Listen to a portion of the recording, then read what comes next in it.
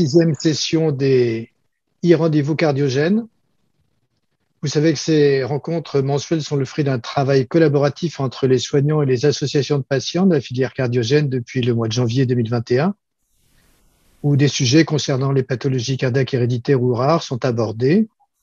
Ces rencontres sont destinées aux patients et aux familles et ouvertes à tous et toutes le premier jeudi de chaque mois de 18h à 19h.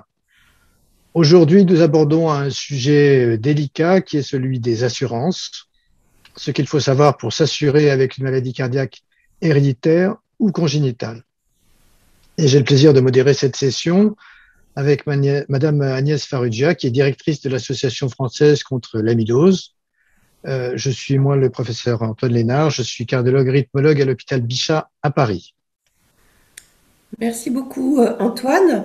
Donc, je suis ravie de modérer cette session avec Antoine et je pense que c'est effectivement un sujet important. Donc, n'hésitez pas à poser dès à présent toutes vos questions dans le chat. On les reprendra avec Antoine à la fin. Tous les micros sont fermés pour faciliter les échanges. Et nous animerons cette session et transmettrons vos questions ainsi que celles qui ont déjà été reçues par Lisa.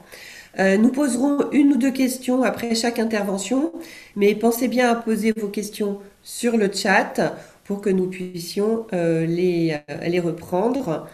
Et donc, je vais vous présenter les deux orateurs que nous avons le plaisir d'accueillir aujourd'hui. Monsieur Philippe Thébault, assureur spécialisé pour les risques aggravés de santé et président de l'Alliance du Cœur, et Madame Marie-Paule Masseron, présidente de l'Association nationale des cardiaques congénitaux. Voilà. Eh ben, sans plus attendre, nous allons débuter avec la présentation de Monsieur Philippe Thébault, qui est donc président de l'Alliance du Cœur. Philippe. Oui, bonsoir à tous. Merci de m'accueillir pour cette session. Donc, ce soir, nous allons traiter comment s'assurer quand on a une maladie cardiaque héréditaire ou congénitale. Alors, je dirais comment s'assurer, c'est plutôt comment se présenter à l'assurance pour pouvoir être assuré.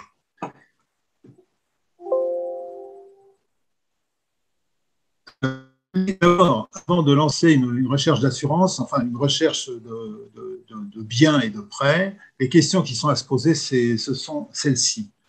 Dois-je renseigner ma pathologie lors de la souscription d'une assurance emprunteur?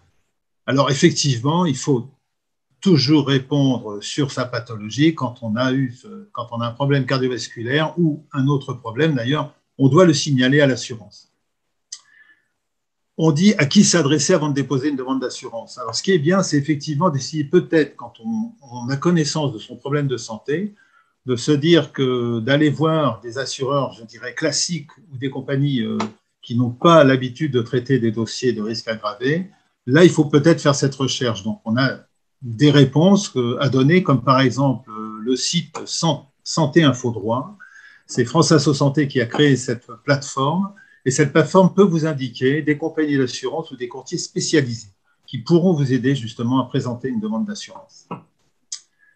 Alors, que doit-on faire avant de se mettre en quête d'un bien immobilier? Ça peut paraître étonnant, mais c'est vrai que de rechercher d'abord l'assurance avant de chercher vraiment le bien ou de se polariser sur ce choix, c'est qu'effectivement, l'assurance, c'est là où vous rencontrerez certainement le plus de difficultés.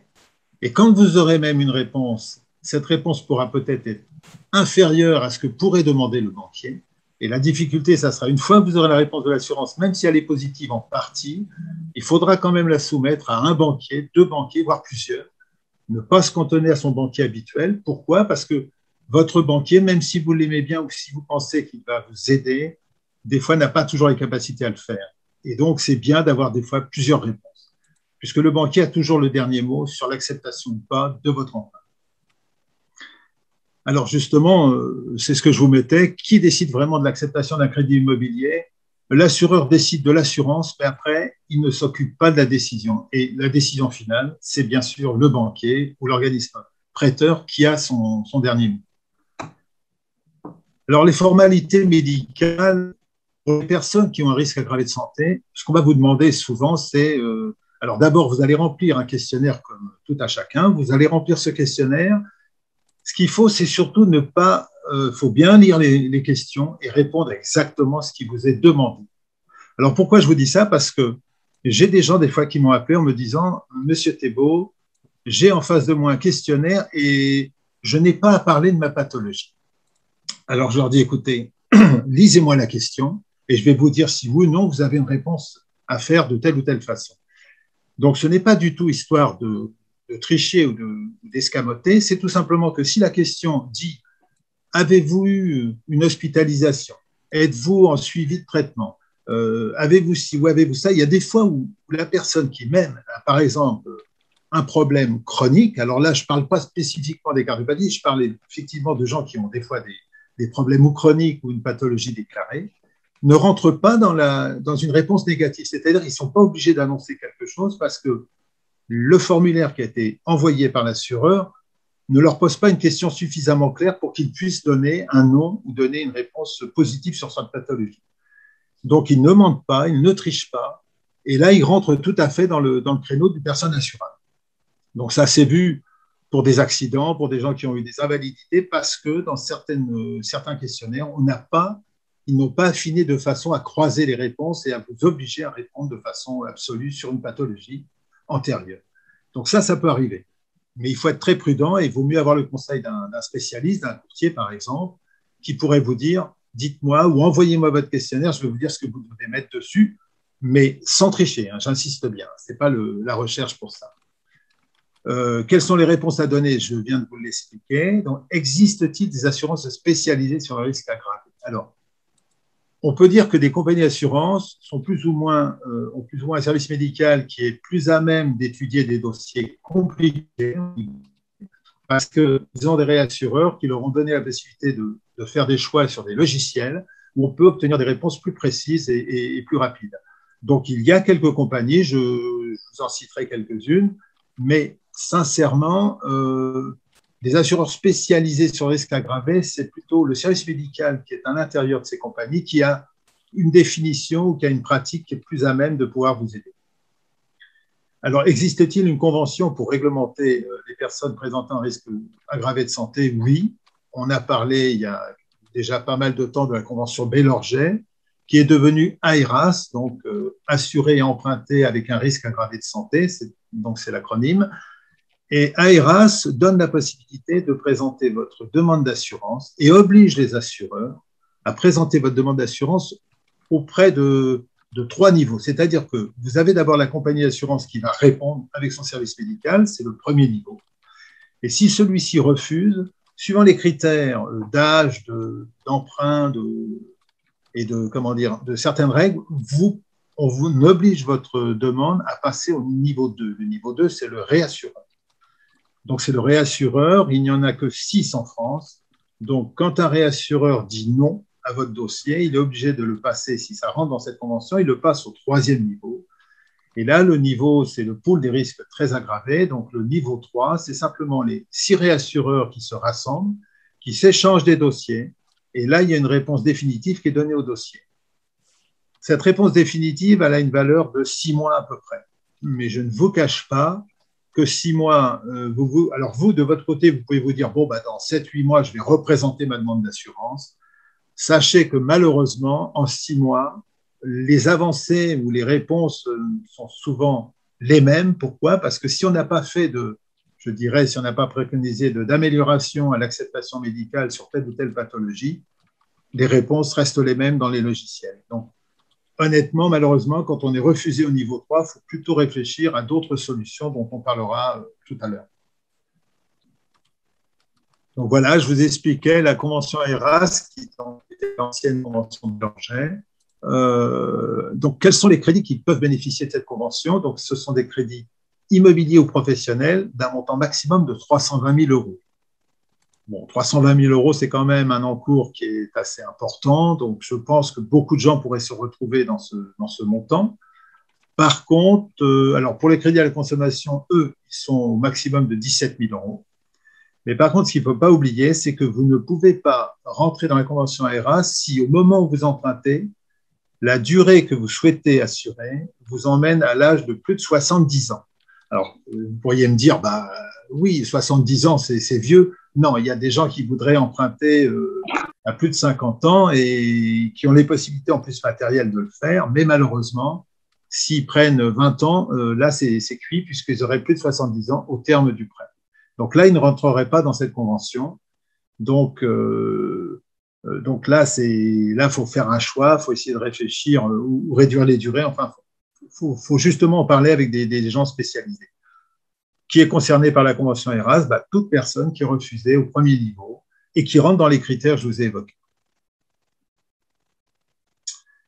Alors, là, j'ai surligné quelque chose, donc c'est sur les questions posées sur la fausse déclaration, parce que tous à un moment donné, et ça, bon, c'est tout à fait normal, on a pensé à se dire, si je ne parle pas de ma maladie, que se passe-t-il?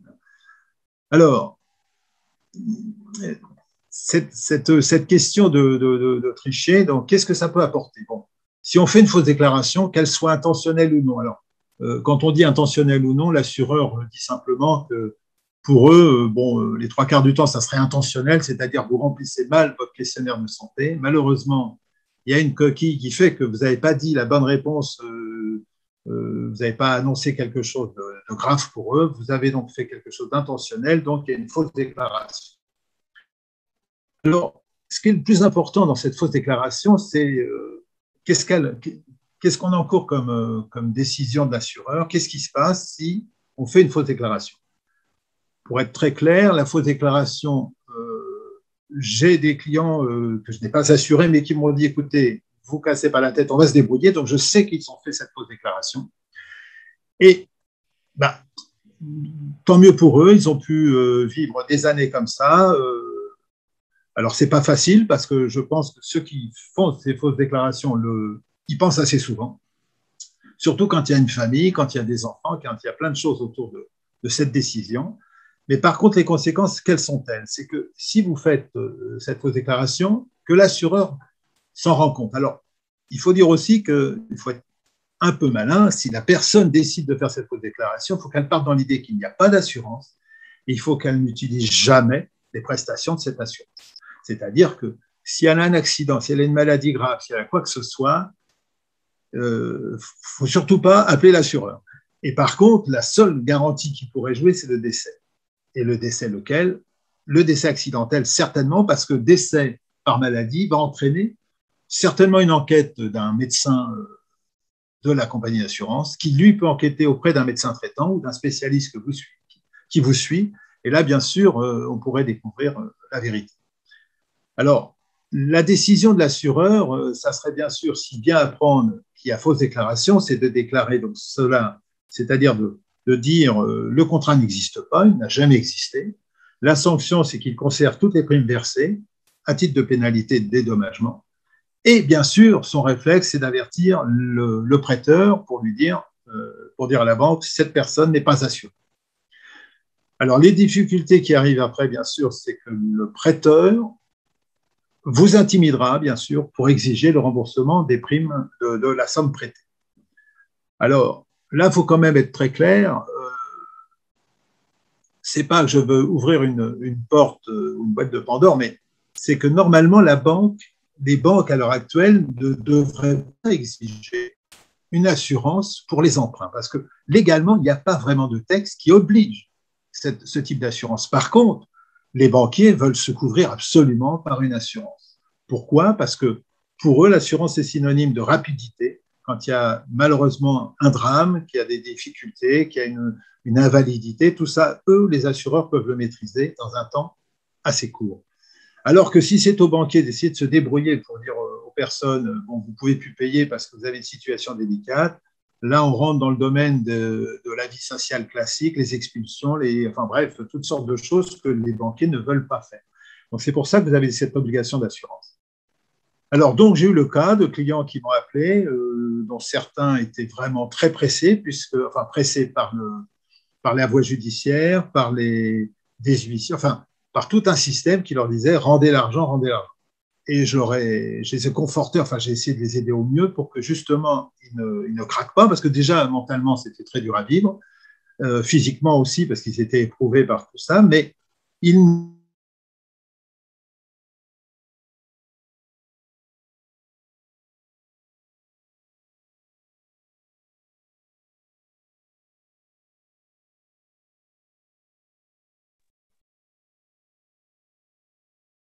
de rendre cet argent.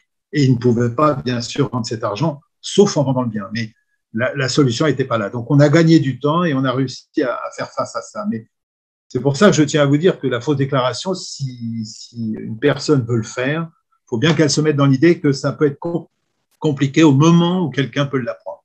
Et il y a des fois des façons toutes bêtes d'apprendre cette fausse déclaration.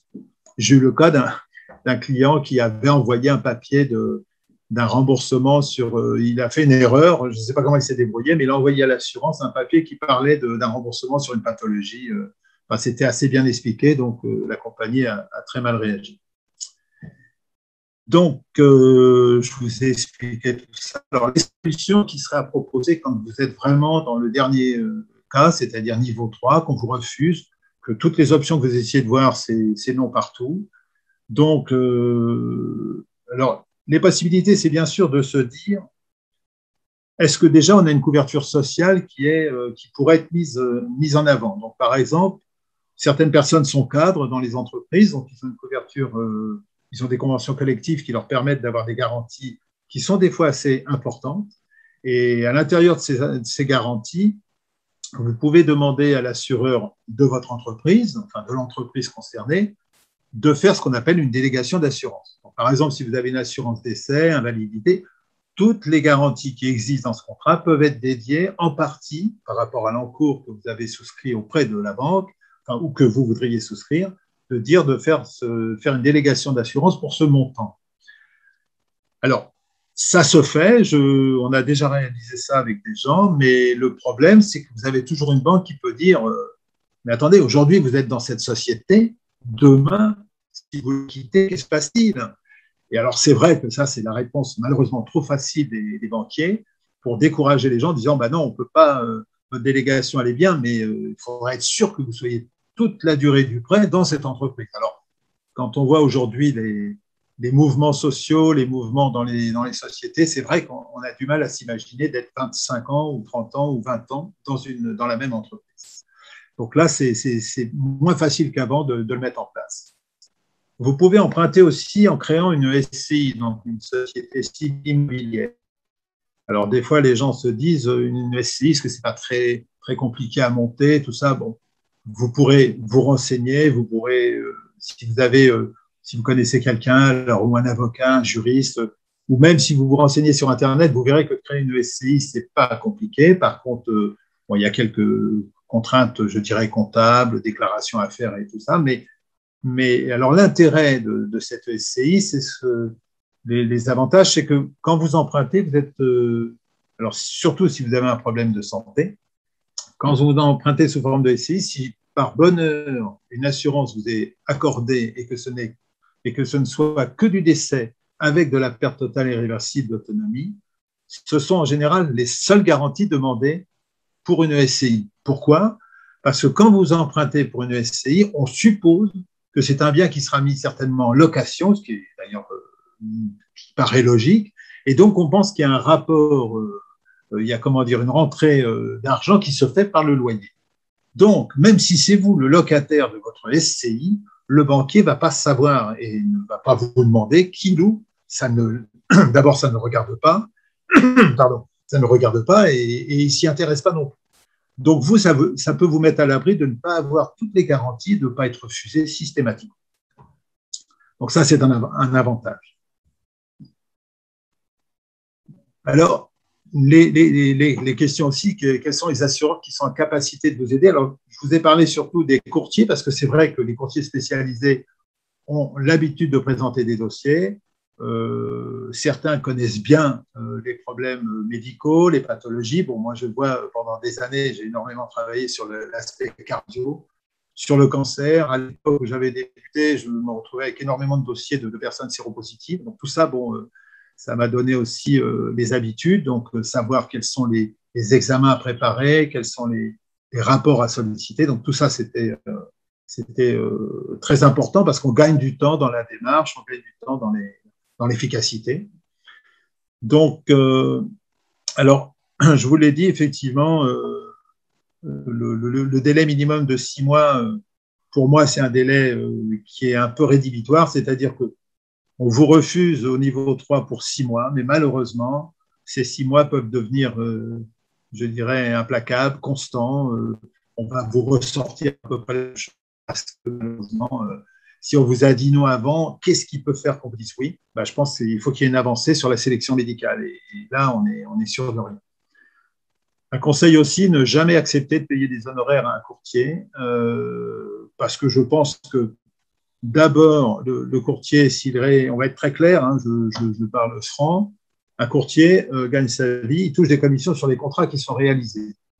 Si vous lui donnez des honoraires, ça veut dire que vous lui payez. Alors bien sûr, on pourrait estimer que le temps qu'il passe à préparer votre dossier, à vous aider, ça peut représenter une somme d'argent, mais moi, je me suis toujours appelé, je pense que des tas de gens peuvent le dire, courtier associatif, c'est-à-dire que moi, j'aide à faire des dossiers. C'est pas pour ça que j'assure les gens que j'ai aidés, mais je pense que c'est aussi un petit peu mon côté associatif. Donc, par contre, de payer des honoraires, j'ai entendu des fois des absurdités. J'ai des gens qui ont donné jusqu'à 1000 ou 1500 euros pour constituer un dossier médical et puis être aidé dans une démarche. Enfin, même si c'était pour plusieurs compagnies, c'est ridicule, enfin, c'est scandaleux.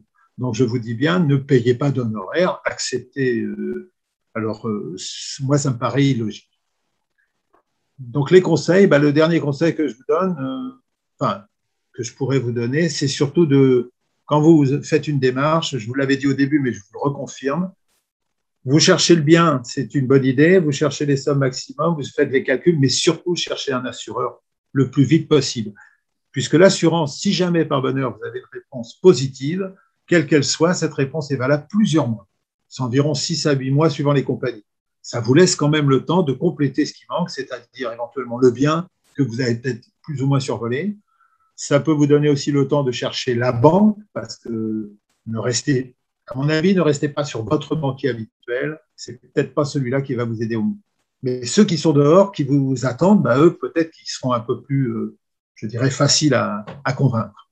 Donc voilà, c'est à peu près ce que je peux vous dire sur ça. Mais là, maintenant, j'attends les questions parce que je pense qu'il va y en avoir. Merci beaucoup, Philippe. On avait décidé qu'il n'y aurait pas de questions, mais finalement, je vais en poser deux. Je vais en poser deux tout de suite avant de passer la parole, qui sont posées sur le chat. Il y a une première question qui demande s'il y a des fichiers croisés entre la sécurité sociale et la banque, c'est-à-dire que est-ce que la banque peut savoir si le patient prend un traitement? Non. Alors ça, non. Je sais que. Alors, comme je vous disais tout à l'heure, j'ai un client qui avait fait l'erreur de balancer un papier au mauvais endroit. Mais sinon, je n'ai jamais vu, et moi, ça fait quand même pas mal d'années que je suis sur le circuit, j'ai jamais quelqu'un qui aurait été coincé par une déclaration qui serait arrivée par la Sécu. C'est pas vrai. C'est pas vrai.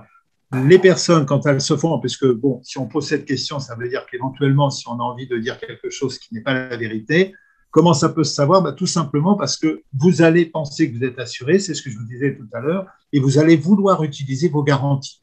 Le problème, c'est que si c'est de la maladie, vous verrez que malheureusement, quand on a des maladies assez importantes, on fait jouer l'assurance, ne serait-ce que pour les garanties, indemnités journalières ou autres, et bien là, il va y avoir des questionnements de la part d'un médecin qui va arriver d'une compagnie et qui va questionner. Alors là, lui, il ira peut-être à la Sécu ou il ira peut-être demander à votre médecin traitant.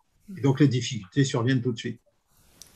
Autre question courte, et je m'arrêterai là, c'est est-ce que vous avez des compagnies ou des courtiers à conseiller? Alors, il y a un courtier que beaucoup de gens connaissent, mais enfin, je vous l'indique, c'est Andy Assure, qui est à Nantes. C'est quelqu'un qui serait content de m'entendre parce qu'il dirait, tiens, Philippe Thébault me fait de la publicité, mais c'est vrai, bon, c'est un cabinet qui travaille bien et qui a de bons réseaux. Il y en a certainement d'autres, mais bon, moi, c'est celui qui me vient à l'esprit. Sinon, dans les compagnies, vous avez des compagnies comme Swiss Life, vous avez des compagnies comme AXA, qui a un contrat qui s'appelle le Premium Emprunteur. Vous avez, Generali aussi, qui a quelques spécialisations sur le risque aggravé de santé. Je dirais que le marché, oui, si je peux dire, enfin, le monde du risque aggravé est mouvant. Hein. C'est-à-dire qu'un jour, moi, j'ai eu le cas de compagnies avec qui je travaillais, qui du jour au lendemain ont complètement changé leur sélection médicale et Et j'ai vu, par exemple, pour toutes les personnes qui avaient des maladies cardiovasculaires, j'ai eu de gros problèmes d'assurance, d'acceptation, parce qu'ils ont changé leur sélection. Donc, ça peut bouger. Une compagnie aujourd'hui peut être bien, par exemple, pour les diabétiques, et puis le lendemain, changer un petit peu sa politique. Donc, mais il y a des compagnies, mais il y a surtout ce type de courtier qui peut donner des idées, qui peut vous aider. Vous avez appris l'assurance aussi, qui est assez connue pour ça, puisqu'ils ont été dans les premiers à vraiment se lancer sur le risque aggravé. Bon, alors après, ils ont changé aussi, puisque moi, je les connais depuis très longtemps, et je ne dirais pas qu'aujourd'hui, ils sont bien, ils font encore des efforts sur le risque aggravé de santé. Agnès? Oui, merci Philippe. Je pense que maintenant on va pouvoir passer la parole à Madame Marie-Paule Masseron, donc la présidente de l'Association nationale des cardiaques congénitaux, qui va en fait nous donner, je pense, un certain nombre d'exemples de situations dans lesquelles les patients peuvent se retrouver euh, quand ils sont en quête d'une assurance et qui seront valables finalement quelles que soient les formes de pathologie cardiaque. Marie-Paule, c'est à vous. Je vous Bonjour à prie de tous. enlever votre écran. Peut-être, oui. Je vais Philippe, si vous attendre. pouvez juste désactiver votre partage d'écran, comme ça on verra Marie-Paule en grand. Oh, bah, carrément. Bon, bah, je suis là, c'est bien. Marie-Paule, c'est à vous. Donc, bonjour à tous. Donc, moi, je représente l'association des cardiaques congénitaux. C'est-à-dire que les gens, ils sont déjà pas nés, qui sont déjà cardiaques et ils arrivent dans la vie en devant aller à l'école, aller trouver une profession, etc. On trouve tout à fait normal qu'ils suivent le cursus scolaire, qui travaillent, etc., qui payent des impôts. Mais quand ils veulent s'acheter une maison, là, on dit, ah ben, vous êtes malade. C'est plus du tout la même personne, hein.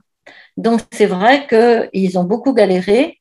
Alors, on avait un ancien président, il a la chance, il a fait, sa femme et lui étaient cardiaques congénitaux. Ils ont rempli le dossier médical en mettant cardiopathie congénitale, sans d'autres explications. Alors, qu'est-ce qui s'est passé pour ces gens-là? Ils ont été acceptés avec un prêt, sur l'ordre de tête à 100%. Donc, surtout après, ils se sont tenus bien tranquilles et ils ont évité, bien sûr, de parler de leur santé à leur banquier. Mais voilà, il y a des choses qui arrivent. Là, j'avais posé la question à un juriste de chez Santé Info Droit. Là, j'ai dit, et maintenant, avec l'histoire, les gens, ils ont une cardiopathie, ils peuvent aussi avoir le Covid. Et ils en sont où? Ils m'ont dit, le Covid, il n'y a aucun problème. On peut avoir le Covid et être assuré.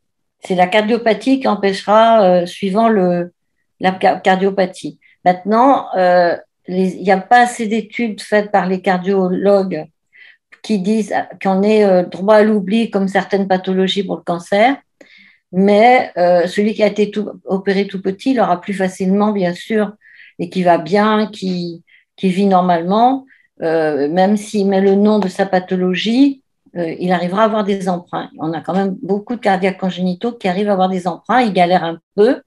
Alors des fois, on n'est pas obligé de prendre l'assurance non plus chez le banquier parce que le banquier va vous faire un prêt, mais l'assureur, ça peut pas être obligatoirement l'assureur de la banque. Vous pouvez aller ailleurs, chez un autre assureur pour avoir un emprunt. Alors, voilà, ça, c'est la solution quand même plus facile. Mais c'est vrai, le conseil que donnait Philippe, c'est déjà, avant de dire on va acheter une maison, même si c'est pas un château, c'est de se renseigner, de dire à la banque, par exemple, vu mes ressources, à combien je pourrais emprunter, voilà, il vous connaît. Essayez d'anticiper avant de dire je vais acheter cette maison-là, dire comment je vais faire pour acheter cette maison-là et voir aussi dans différents, comment ça s'appelle, certificats médicaux à remplir. Il y a des questions, c'est pratiquement toujours les mêmes, mais je crois qu'il faut répondre franchement, mais pas en rajouter quoi. C'est mettre le titre de sa cardiopathie sans les raconter plus de choses. Raconter si on a fait un AVC, on est obligé de l'écrire. C'est des choses qui vont se voir. Mais il faut, je crois, essayer quand même de tirer plusieurs sonnettes avant de faire un projet d'achat. Il faut voir jusqu'à où on pourra aller parce que c'est un peu galère d'avoir un truc et puis de ne pas pouvoir l'acheter parce qu'on ne peut pas couvrir à 100% tout le monde, même à 50%. Alors, ils vont vous dire, on vous couvre en cas de décès. Mais nous, je pense qu'on a envie d'acheter, de vivre dedans, quoi. On va acheter quelque chose dans lequel on veut vivre, pas, c'est pas un truc au cimetière qu'on veut acheter. Donc, on veut avoir un prêt avec quand même quelques années devant nous pour pouvoir rembourser le prêt. Et les gens qui demandent un prêt régulièrement, c'est des gens qui travaillent. Parce que sinon, il y en a, ils font des hypothèques aussi. S'ils ont d'autres biens, ils essayent d'avoir une hypothèque pour pas avoir besoin d'une assurance. Vous voyez, ça, c'est des choses qui se font. Moi, c'est des cas que j'ai eus par des conseillers, justement des courtiers. Si les gens avaient d'autres biens, de faire une hypothèque pour réussir à pouvoir acheter ce bien qu'ils voulaient. Parce que il faut pas trop traîner, pas dire j'achèterai dans un an. Il faut faire les projets pour pouvoir acheter dans un an, mais il faut pas non plus attendre 2 ans parce que comme les lois elles bougent tous les jours, vous avez bien vu l'histoire de la hache là, ça n'avance pas. Donc les lois sortent tous les jours et les gens, leur santé elle est la même depuis le départ, ou elle s'aggrave ou elle s'améliore, mais on part avec un handicap entre guillemets, même si les gens vous disent je suis cardiaque, je suis pas handicapée. C'est handicapant d'avoir un problème cardiaque, que ce soit de naissance ou après. Voilà. Et donc, moi, je conseille souvent aux gens de s'adresser à des juristes, en plus des assureurs. C'est bien d'avoir plusieurs sons de cloche, plusieurs façons de travailler.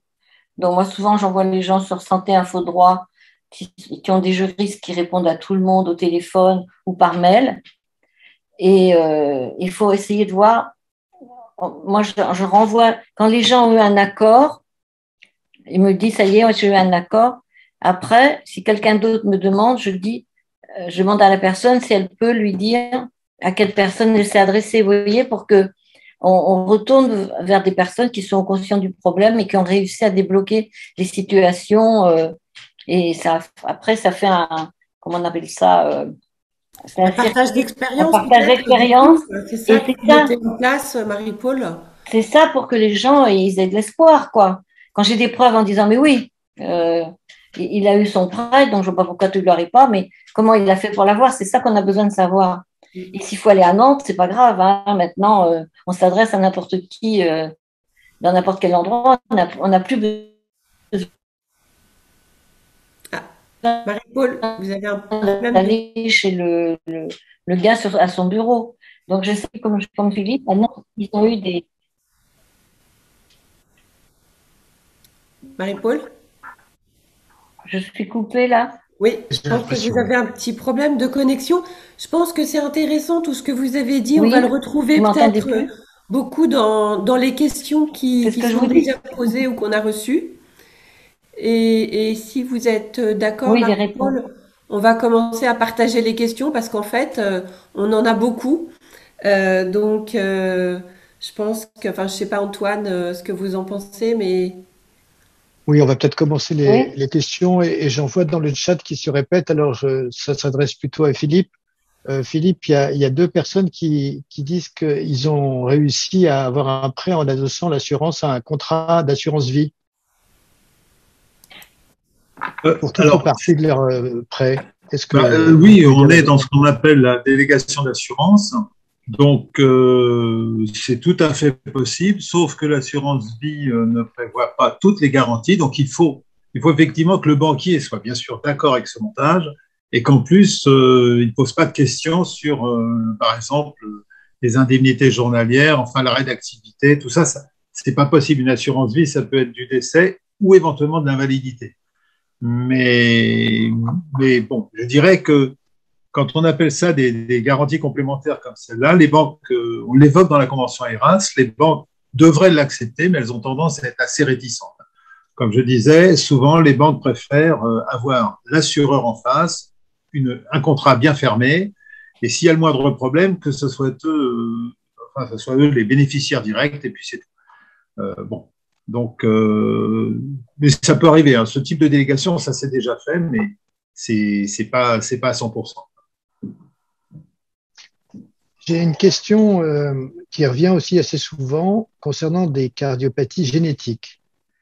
Vous avez un patient qui va très bien, qui n'a aucun symptôme et qui est porteur d'une mutation qui peut un jour amener au développement d'une maladie cardiaque. Mais actuellement, il va très bien, il demande un prêt. Est-ce qu'il doit déclarer la mutation dont il est porteur?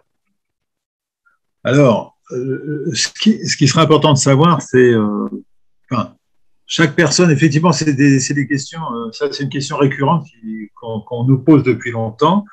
Beaucoup de gens disent, moi, je veux même pas, par exemple, dans une famille, on a un aspect héréditaire, on se dit, dans mon frère, mes parents sont telle pathologie, moi, je veux même pas faire de recherche parce que si je l'apprends, alors là, je vais faire une fausse déclaration. Donc, on se retrouve avec des gens qui ne veulent même pas savoir ce qui se passe, en se disant, bah, le jour où ça arrivera, on verra bien, mais pour l'instant, s'ils sont asymptomatiques, s'ils n'ont en plus aucun problème, je veux dire, ils n'ont pas, alors, malheureusement, il peut y avoir aussi une recherche qu'ils décident de faire quand même, et là, ils apprennent qu'ils ont ce gène, cette pathologie, et là, bien sûr, c'est discuté en ce moment sur ça, puisqu'on se dit que la génétique peut amener de mauvaises réponses pour les gens. C'est-à-dire qu'on recherche tellement de choses que le jour où on les apprend, on est coincé. On est coincé parce que, bon, bah, ça y est, dans notre famille, il y a tel ou tel problème, et ça y est, on l'a récupéré, mais tout va bien, je vais bien, j'ai aucun souci, mais je dois l'annoncer. Et si vous l'annoncez, c'est vrai que la décision de l'assureur sera tout à fait transformée. Alors, c'est ce que je vous disais tout à l'heure, il y a des formulaires, des questionnaires qui sont beaucoup plus faciles, pas pour tricher, hein, c'est ce que j'insistais bien là-dessus, mais pour répondre de façon nette et précise, mais il n'y a pas cette question qui vous oblige à donner, par exemple, une histoire génétique ou autre. Donc, c'est là où il faut être malin et chercher les bonnes réponses, enfin les bonnes questions pour avoir les bonnes réponses. Donc, pour être très clair, si ce n'est pas demandé, on le dit pas. On n'a pas à le dire. Non, non. Et ce n'est pas une fausse déclaration. Du tout, du tout, du tout. Il y a quelqu'un d'ailleurs qui dit Ouais. j'ai demandé un prêt, j'ai fait une fausse déclaration, et puis j'ai des remords, est-ce que je peux revenir là-dessus?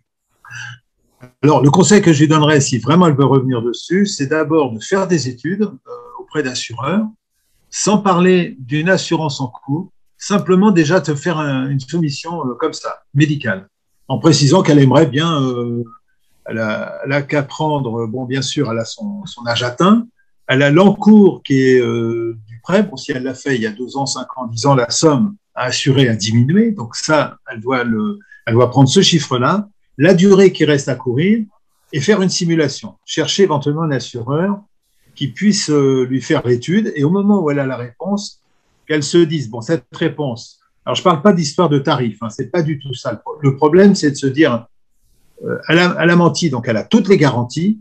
Si elle ne ment pas, je ne sais pas les garanties qu'elle pourrait obtenir éventuellement, mais celles qu'elle va avoir, moi, je serais plutôt à même de me dire, de rechercher une autre banque en proposant de demander un prêt pour une somme X ou Y et après d'essayer de voir comment on peut faire la soudure pour rembourser le prêt initial et s'assurer dans les conditions réelles chez ce nouvel assureur et nouveau banquier.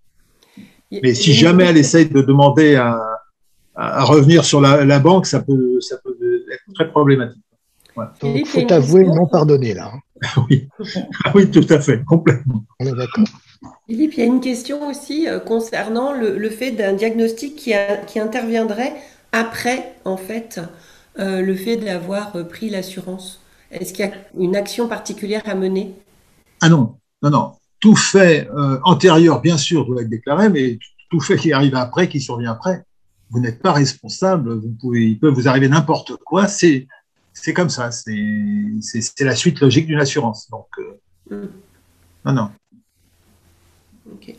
Et donc, pour les patients asymptomatiques et porteurs d'une mutation d'un gène, ils n'ont a priori pas forcément à le déclarer s'ils n'ont aucun symptôme.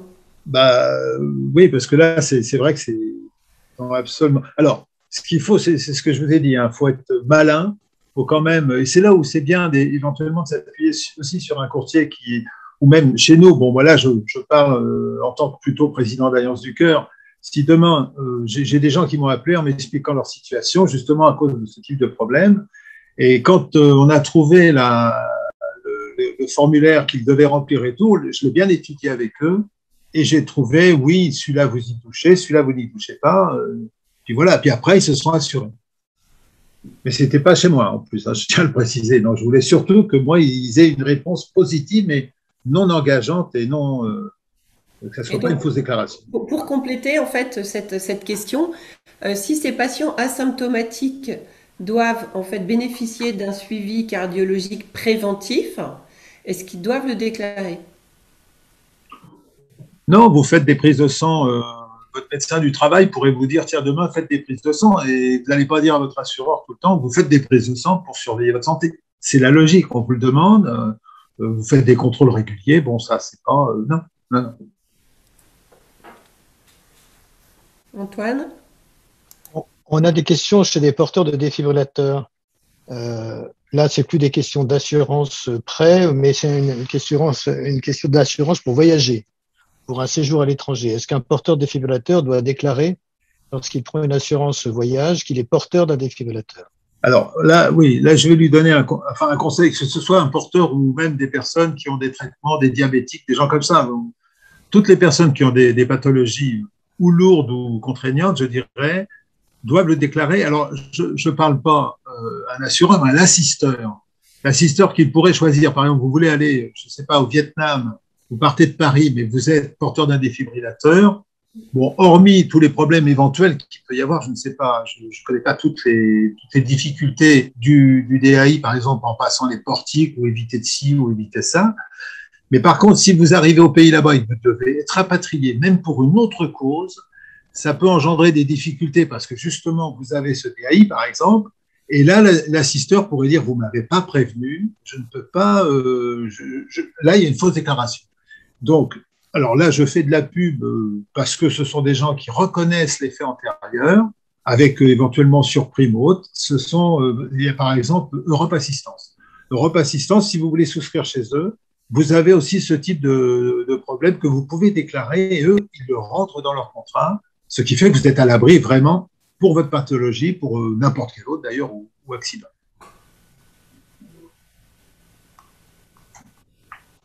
Concernant le défibrillateur, il y a une... Oui, allez-y. Non, Antoine, oui, je pensais aussi à une chose, c'est qu'il y a peut-être une question sous-jacente là-dessus, c'est que des gens m'ont dit aussi, d'ailleurs on le pose dans les questionnaires, on demande si les gens voyagent beaucoup. Alors il y a l'aspect professionnel, il y a l'aspect personnel, puis il y a des fois des gens qui vont dans des pays plus ou moins à risque, choses comme ça. Alors effectivement, ça, il faut le déclarer. Et si vous ne le déclarez pas, il faut vous renseigner auprès de votre assureur avant de partir sur des contrées ou des endroits un peu délicats. C'est pas ce qu'annonce le ministère de l'Intérieur, enfin, ou du moins des Affaires étrangères, pour vous dire n'allez pas dans tel pays à cause de conflits, mais des fois n'allez pas à cause de telle ou telle maladie, parce que vous êtes par exemple, vous avez un problème chronique, et en face de ça, vous avez un pays où il y a du paludisme ou je ne sais quoi, là, on va vous dire attention, on ne vous couvrirait pas si vous allez dans ces endroits-là. Donc là aussi, il y a des renseignements à obtenir de l'assureur. Philippe, toujours concernant un patient porteur de défibrillateur, on nous demande si éventuellement ça peut gêner pour emprunter pour une voiture ou un bien immobilier. Et si c'est accepté, est-ce qu'on va pas avoir des surprimes? Certains parlent de surprimes assez colossales. Qu'est-ce qu'on peut leur dire? Alors, des surprimes colossales sur des contrats pour des contrats de consommation, enfin des crédits de consommation? Oui. Ben, normalement, enfin tout dépend le montant, puisque par exemple pour la convention ERAS, ils disent bien que vous n'avez pas de formalité spécifique en dehors d'un certain seuil, de 17 000 €, je crois. Bon, alors bien sûr, si vous êtes au-delà, il y aura peut-être, mais surprime colossale, je vais vous dire, c'est un mot que je n'entends pas parce que le colossal, c'est à l'appréciation de chacun. Hein. Non, tout à fait. Mais ce que je veux dire, c'est que pour moi, le colossal signifierait du grand n'importe quoi. Alors ça existait il y a, je dirais au moins 15-20 ans, facile. Aujourd'hui, les assureurs préfèrent vous refuser un contrat plutôt que vous mettre des primes parce que d'abord, ça passe plus. Et puis, d'abord, ça passe pas. Et en plus, la convention ERAS a demandé aux assureurs plutôt d'être en refus que de faire n'importe quoi. Parce qu'avant, c'est vrai, on pouvait avoir des primes d'assurance qui étaient presque équivalentes au remboursement. Donc, ça, c'est plus possible. Ça ne se voit pas. Ça ne se voit pas. Alors, pour un crédit à la conso, non, je pense que c'est plutôt le refus. Les surprimes comme ça sur la conso, en général, non, ça sera plus des refus. Hein. On ne va pas vous majorer comme ça, non. Enfin, je ne crois pas, hein, mais je n'ai pas eu le cas. Philippe, il y a une question concernant un prêt qui aurait été accepté que enfin, une assurance qui n'accepterait de couvrir que la moitié, en fait, d'un emprunt. Alors, écoutez, il y a même des fois des... Alors, attendez, l'assurance qui accepterait de couvrir la moitié de l'emprunt? Oui, si j'ai bien lu la question. Euh, Alors, si une assurance couvre la moitié de l'emprunt, le banquier va refuser à moitié le contrat, enfin le prêt. Parce que je serais étonné que la banque dise, bon, bah, tant pis, on n'a que 50 d'assurés, on va y aller comme ça. Je vois pas trop. Alors, si ça s'est fait, c'est très étonnant. Ça, j'ai jamais vu. J'ai jamais vu le cas où on n'accepte qu'un bout. Que l'assureur, si l'assureur accepte qu'un bout, il faudrait que le banquier dise, bon, bah, moi, ça me suffit, j'ai ce bout-là, ou alors il complète avec une délégation ailleurs. Possible. Ça, c'est possible aussi. Philippe, j'ai l'impression que le problème de la maladie génétique et du côté mais asymptomatique n'a pas été tout à fait clairement compris. Est-ce qu'on peut résumer quelqu'un qui est totalement asymptomatique et qui a une mutation génétique parce qu'il a fait l'enquête? Moi, j'ai compris tout à l'heure, vous nous avez dit qu'en principe, il n'a pas à le déclarer, surtout si on ne lui demande pas. Alors, Philippe Charon nous dit que normalement, l'assureur n'a pas à le demander. Exactement. Est-ce qu'on peut résumer de manière claire? Alors là, je suis d'accord avec Philippe pour sa réponse, c'est vrai. Normalement, l'assureur ne va pas demander, et puis en plus, on va être très clair, il n'a aucun moyen de le savoir. Je veux dire, une enquête génétique, elle reste vraiment bornée, je dirais, au niveau de vos données. Comment le savoir? Même des médecins, le médecin traitant, tout ça n'est pas censé connaître ces réponses-là. Alors, il y a aussi une discrétion à avoir, c'est-à-dire que la personne, le patient, enfin, le futur client, c'est à lui de se dire, bon, j'ai appris ça, mais comment il pourrait le savoir? Je ne vois pas. L'assureur ne questionnera pas là-dessus. parce que, alors là, il y a une question, c'est si le patient asymptomatique est sous traitement bêta-bloquant, est-ce que cela change votre réponse? Déjà, parce que le traitement bêta-bloquant, lui, il devrait être déclaré. Alors après, s'il est déclaré, on va peut-être demander l'origine de pourquoi il y a ce traitement. Et c'est là où le bas blesse, c'est qu'on commence à creuser. Alors bien sûr, ça peut être pour autre chose, mais d'un seul coup, le dossier médical, il est différent, il s'ouvre. Là, il s'ouvre et les réponses commencent à arriver, quoi. Et l'assureur, bien sûr, s'il apprend ça, surtout après, ça change la donne. Ouais. Je reviens sur le défibrillateur. Oui. Un patient a pris un prêt, ou plutôt non, il est assuré pour, comme tout le monde, pour son automobile. Et puis, dans le cours de la vie, voilà, on lui met un défibrillateur. Est-ce qu'il doit prévenir son assureur qu'à partir de maintenant, il est porteur d'un défibrillateur? Alors là, c'est pareil. J'expliquais tout à l'heure, je le disais en aparté, qu'effectivement, on s'est retrouvé au ministère de la Santé pour discuter des permis de conduire, du maintien de ci, du maintien de ça. Et il y a des réglementations qui sont assez sévères sur pas mal de dispositifs. Donc, normalement, vous avez beaucoup de gens qui ne le déclarent pas. Donc, nous sommes aujourd'hui dans c'est un peu, je dirais, c'est pas du laxisme, c'est beaucoup de gens qui sont suivis, qui sont appareillés, qui disent, bon, bah, moi, ça y est, je suis pris en charge, tout va bien, et ils continuent de vivre normalement. Donc ça, le gouvernement, les ministères sont tout à fait au courant qu'il y a une grosse partie de gens qui ne font pas cette déclaration. Alors, les textes disent qu'il faut déclarer quand on a ci, quand on a ça, quand il y a des changements effectivement au niveau santé, au niveau qui peuvent réduire. C'est un peu comme la vue. Demain, vous avez une vue qui baisse, vous essayez de vous corriger au maximum, et c'est pas pour ça que vous allez arrêter de conduire. Enfin, pour certains. Et vous vous retrouverez dans une situation, c'est qu'après, il faut que l'assureur démontre que l'accident, s'il y avait un accident, d'abord, il faut qu'il y en ait un. S'il y avait un problème, qui démontre la responsabilité d'abord de la personne qui justement est atteinte ou qui est porteur, et en plus qui démontre que c'est bien à cause de cet appareil ou de l'absence d'action de l'appareil qu'il y a eu un accident. Donc, je sais que c'était quand on a travaillé là-dessus, c'était vraiment pénible parce qu'on avait du mal à s'en sortir. C'était on dit pas, et et l'État, enfin les autorités reconnaissaient qu'ils ne pouvaient pas taper sur les gens qui avaient ce type de problème. C'est plus compliqué par contre pour les professionnels de la route, c'est ce que je disais tout à l'heure. Les routiers, les ambulanciers, je ne sais pas, toutes les personnes, conducteurs de train ou autres, peuvent avoir là automatiquement un refus. Voilà, ils ont plus le droit de Exactement. Un professionnel ne peut plus conduire avec un défibrillateur. Tout à fait. Mais vous prenez nous fait remarquer qu'il y a eu une session sur le défibrillateur en mai et que le replay est disponible, donc ça a dû être abordé à ce propos. Tout à fait. Mais c'est vrai que c'est très flou en ce moment parce qu'il y a énormément de gens qui ne déclarent pas. Vous savez, vous prenez les personnes qui font des crises d'épilepsie, des choses comme ça. Bon, quand ça vous arrive en voiture, vous devinez que ça peut être compliqué quand même. Hein. Donc, voilà. Oui, mais les cardio, enfin, moi, mon mari a un défibrillateur et j'ai posé la question. Il m'a dit, le médecin m'a dit, mais c'est pas à moi de l'interdire de conduire. Non, d'accord, mais qui? Moi non plus. De quel droit? Normalement, justement, on discutait de ça et les médecins. Tu fais un choc au volant. On pourrait leur reprocher de ne pas avertir les voilà. justement. Donc, et les médecins qui font des certificats médicaux en disant cette personne, malgré sa pathologie, est en état de conduire, on peut l'attaquer après, le jour où on a un accident, en disant c'est à cause de vous qu'il y a eu l'accident. Alors, Marie-Paul, concernant le défibrillateur, après une implantation de défibrillateur en prévention secondaire, donc chez des gens qui ont déjà eu un trouble du rythme cardiaque, on n'a pas le droit de conduire pendant 3 mois. Oui. En prévention primaire, on n'a pas le droit de conduire pendant 1 mois. D'accord. Et on fait cette recommandation à tous les patients parce que c'est vrai que c'est légal. Ensuite, les patients font ce qu'ils veulent. Le médecin, c'est pas la police. On leur donne cette recommandation. C'est ça, oui. La situation du médecin, c'est difficile, hein.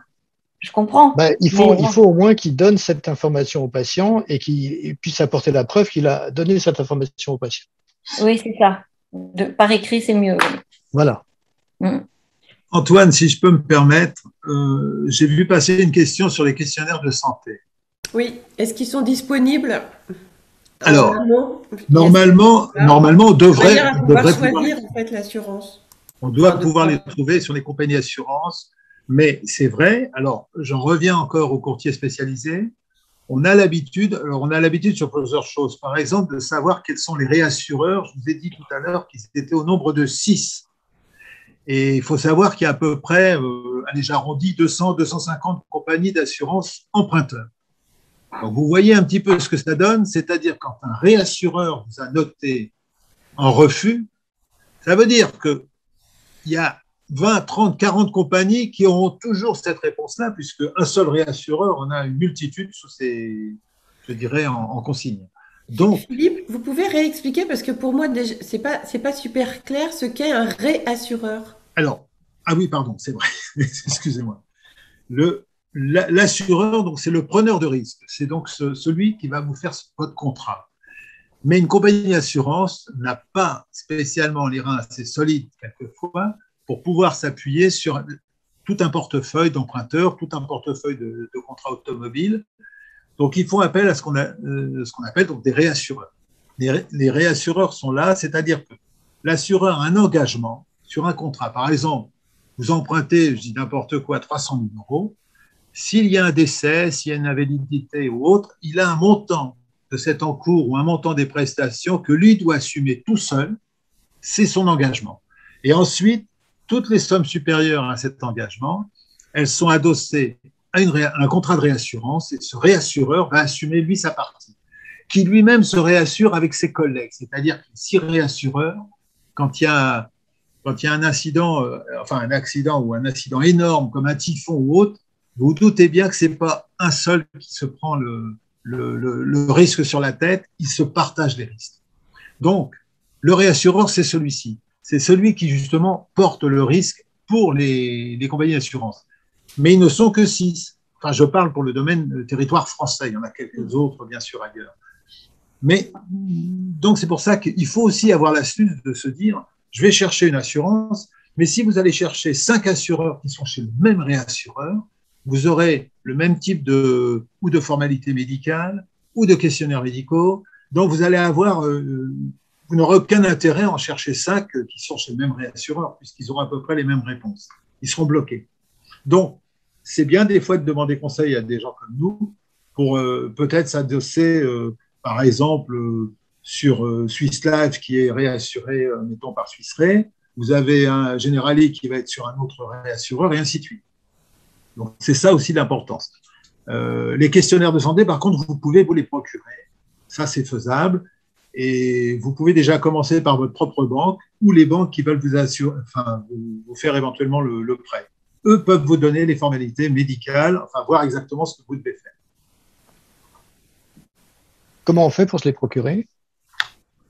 Alors, il y a le choix, c'est on se rend dans les agences quand on veut solliciter des banquiers, donc on se déplace, on va les voir, on leur dit j'ai un projet, machin et tout ça, et leur dire quelles sont les formalités, parce que je vais emprunter, mettons, 200 000 euros sur 20 ans, j'ai 30 ans ou 40 ans, est-ce que je pourrais voir un petit peu les formalités que vous allez me demander, déjà pour savoir quelles sont les pistes qui vont être recherchées par l'assureur, parce que si vous empruntez, mettons, 200 000 euros et que vous avez, mettons, plus de 50 ans, il y a des formalités médicales, alors que si vous aviez 25 ans, il n'y en a pas du tout. Donc, vous voyez, il y a tout ça qui peut jouer aussi dans votre décision ou dans votre approche du risque. On avait une question, Philippe, aussi pour les emprunts au-delà de 300 000 euros. Alors, vous ne rentrez pas dans la convention ERAS. 320 000 euros, c'est le seuil maximum. Donc, si vous ne rentrez pas dans la convention ERAS, je dirais que ce n'est pas dramatique en soi, c'est simplement que la sélection médicale, elle est faite dans la compagnie d'assurance, par son réassureur, et après, c'est tout. Il n'y a pas de troisième niveau. Donc, honnêtement, ça n'empêche rien, quoi. Si le réassureur, si l'assureur ou le réassureur que vous avez sollicité ont des bonnes réponses sur du risque aggravé, bah, vous aurez cette chance de pouvoir peut-être avoir une proposition, je dirais, honnête, j'espère, et sympathique. Il y a Laetitia qui pose la question de savoir s'il y a une liste de pathologies qui a quasiment aucune chance d'obtenir une assurance. Alors, on